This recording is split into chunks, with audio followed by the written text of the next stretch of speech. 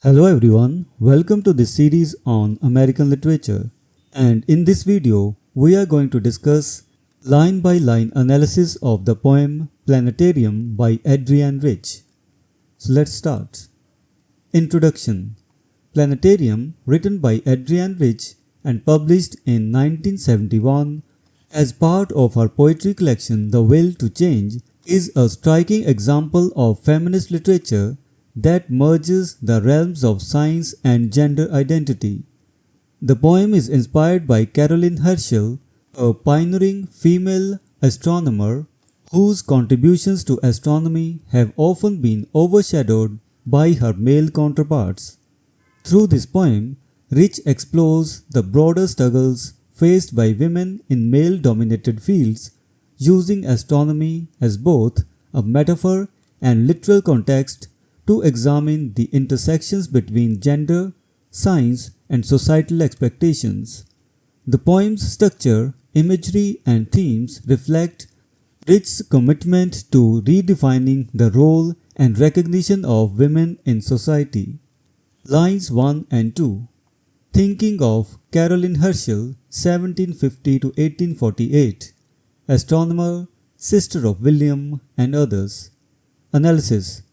The poem begins with a dedication to Caroline Herschel, a pioneering female astronomer who is often overshadowed by her brother, William Herschel. The epigraph highlights her contributions and sets the stage for the poem's exploration of women's roles in science. The phrase "and others" extends this dedication to all women who have been similarly marginalized, suggesting that Herschel's experience is not unique, but part of a broader pattern. Lines 3 to 5. A woman in the shape of a monster in the shape of a woman. The skies are full of them. Analysis. These lines introduce the central metaphor of the poem, comparing women to monsters and vice versa. The metaphor reflects society's tendency to view powerful, unconventional women as monsters or unnatural. The skies being full of them suggests that these women, though marginalized, are numerous and pervasive, perhaps likened to the many constellations named after mythological women who were often punished or transformed into monsters. Lines 6 to 8. A woman in the snow, among the clocks and instruments, or measuring the ground with poles. Analysis. Here, Rich evokes the image of a female astronomer like Caroline Herschel, working in isolation. The snow suggests coldness and perhaps the loneliness of her endeavor. Clocks and instruments represent the tools of her trade, while measuring the ground with poles could signify her meticulous, methodical work, possibly hinting at the vast and difficult nature of her scientific observations and measurements. Lines 9 and 10. In her 98 years to discover 8 comets. Analysis. These lines are factual reference to Herschel's achievements, emphasizing the significance of her work. The mention of her long life, 98 years, and her discovery of 8 comets underscores her dedication and the remarkable nature of her contributions to astronomy, which were substantial despite the challenges she faced as a woman in a male-dominated field. Lines 11 to 14. She whom the moon ruled, like us, levitating into the night sky, riding the polished lenses. Analysis. Rich connects Herschel with other women like us through the phrase "whom the moon ruled," possibly referencing the menstrual cycle and, more broadly, the way women's lives have been traditionally linked to the lunar cycle. Levitating into the night sky and riding the polished lenses metaphorically describe the act of astronomical observation, suggesting a transcendence of earthly bounds through the act of scientific discovery. Lines 15 to 18. Galaxies of women there, doing penance for impetuousness, ribs chilled in those spaces of the mind. Analysis. These lines introduce the idea of a collective experience shared by women who, like Herschel, have been marginalized. The galaxies of women represent a multitude of women who are metaphorically punished during penance for impetuousness, for their defiance of societal norms. The ribs chilled suggests the emotional and psychological toll of this marginalization, with spaces of the mind indicating the isolation and internal struggle these women endure. Line 90. An eye. The abrupt mention of an eye shifts the focus of the act of observation, a central element in both astronomy and the poem. The eye could represent the observer, possibly Tycho Brahe, or another astronomer whose gaze is directed outward, seeking knowledge and understanding. Lines 20 and 21. Virile, precise and absolutely certain. From the mad webs of Uranus bog. Analysis. The eye is described with traditionally masculine qualities, virile, precise, and absolutely certain, contrasting with the earlier depiction of women. The reference to Uranus bog links this eye to Tycho Brahe's observatory, suggesting the rigorous and ambitious pursuit of knowledge associated with male-dominated scientific endeavors. The phrase mad webs may hint at the complex, possibly obsessive nature of such pursuits. Line 22.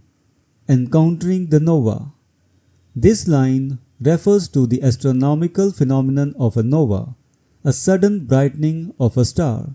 In the context of the poem, encountering the nova could symbolize a moment of profound discovery or insight, something both awe-inspiring and potentially overwhelming. Lines 23 and 24. Every impulse of light exploding from the core as life flies out of us. Analysis. The nova is described in visceral, almost violent terms, every impulse of the light exploding, which could symbolize the intense, transformative power of discovery.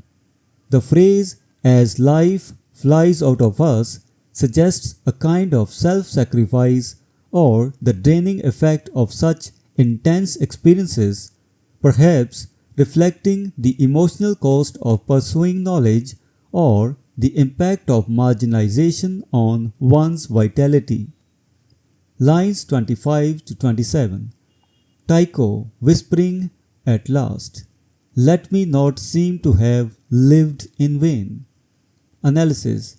These lines quote Tycho Brahe, who expresses a deep existential concern that his life and work have meaning. In the context of the poem, this sentiment may resonate with the experiences of women like Herschel, who might also fear that their contributions will be overlooked or undervalued, thus rendering their efforts in vain. Lines 28 and 29. What we see, and seeing is changing. This line reflects on the act of observation itself, suggesting that perception, seeing, is not passive but transformative. The repetition of see emphasizes the importance of witnessing, while seeing is changing, implies that to observe is to be changed by what one observes, a possible commentary on the impact of knowledge and discovery on the individual. Lines 30 to 31. The light that shrivels a mountain and leaves a man alive. Analysis. These lines introduce a contrast between destruction and survival. The light could symbolize knowledge or truth, which has the power to shrivel or diminish something as vast as a mountain, yet it leaves a man alive, suggesting that while knowledge can be destructive, it also has the potential to preserve life or consciousness. Lines 32 and 33. Heartbeat of the pulsar, heart sweating through my body.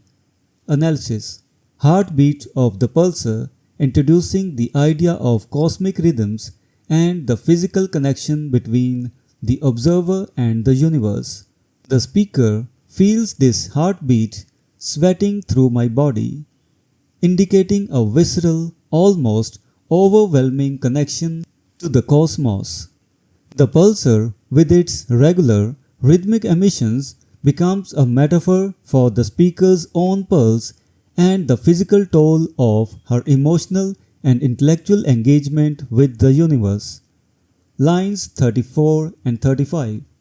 The radio impulse pouring in from Taurus. These lines refer to the actual astronomical phenomenon of a radio signal from a pulsar in the Taurus constellation. This radio impulse symbolizes the constant flow of information and signals from the universe, which the speaker is attuned to and affected by, suggesting a deep connection between the observer and the cosmos. Line 36. I am bombarded, yet I stand. Analysis. This powerful line encapsulates the resilience of the speaker, who, despite being bombarded by the overwhelming forces of the universe or by societal pressures, remains standing. It's a declaration of strength and endurance, reflecting the theme of resilience in the face of adversity. Lines 37 and 38. I have been standing all my life in the direct path of a battery of signals. Analysis. These lines expand on the idea of bombardment, suggesting that the speaker has been subjected to these signals throughout her life. The battery of signals could represent the constant demands, expectations, and challenges that have been directed at her, whether from society, the cosmos, or her own pursuit of knowledge. Lines 39 and 40. The most accurately transmitted, most untranslatable language in the universe. The signals are described as accurately transmitted, yet untranslatable, suggesting that while the messages or experiences are clear and precise, they remain incomprehensible or inaccessible. This could symbolize the struggle to understand or articulate the experiences and challenges faced by women in science, or the broader difficulty of making sense of life's complexities. Lines 41 to 46. I am a galactic cloud, so deep, so involuted, that a light wave could take 15 years to travel through me and has taken. I am an instrument in the shape of a woman trying to translate pulsations into images for the relief of the body and the reconstruction of the mind. Analysis. In these closing lines, the speaker compares herself to a galactic cloud, vast and complex, with light taking years to travel through her. This metaphor emphasizes the depth and intricacy of her experiences and knowledge.